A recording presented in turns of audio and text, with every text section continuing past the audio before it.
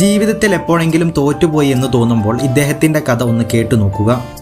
6-ാം വയസ്സിൽ തൻ്റെ അച്ഛൻ നൽകിയ ലഹരി മരുന്നിൽ ഡിപ്രഷൻ എന്ന മനോവികാരത്തെ പിടിച്ചുകെട്ടാൻ ഇറങ്ങി പുറപ്പെട്ട ബാല്യം. സിനിമാ ലോകത്തേക്ക് കാലെടുത്തു വെക്കും മുമ്പ് തന്നെ ലഹരിയുടെ കൈപ്പിടിയിൽ ഒതുങ്ങി ഇരുമ്പഴിക്കുള്ളിൽ കഴിച്ചുകൂട്ടേണ്ടി വന്ന യൗവനം. പ്രമുഖ സംവിധായകരുടെ ബിഗ് ബഡ്ജറ്റ് ചിത്രങ്ങളിൽ നിന്നും ഒഴിവാക്കപ്പെട്ട അദ്ദേഹത്തെ സ്വന്തം ഭാര്യയും കൈവിടുന്നു.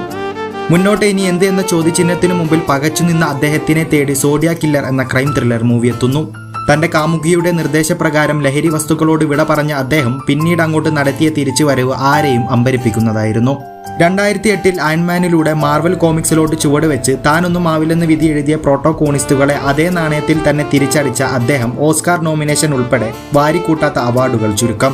ഇന്ന് ലോകത്ത് ഏറ്റവും കൂടുതൽ പ്രതിഫലം വാങ്ങുന്ന ഒരാളായി നിലയുറക്കുന്ന അദ്ദേഹത്തിന്റെ പേരാണ് റോബർട്ട് ഡൗണി ജൂനിയർ. തന്റെ ജീവിതത്തിലൂടെ അദ്ദേഹം പകർന്നു നൽകുന്ന ഒരു പാഠമുണ്ട്. നാട്ടുകാരുടെയും ബന്ധുക്കളുടെയും സർട്ടിഫിക്കറ്റിനു വേണ്ടിയല്ല, മറിച്ച് നമുക്ക് വേണ്ടിയാണ് നാം ജീവിക്കേണ്ടത്.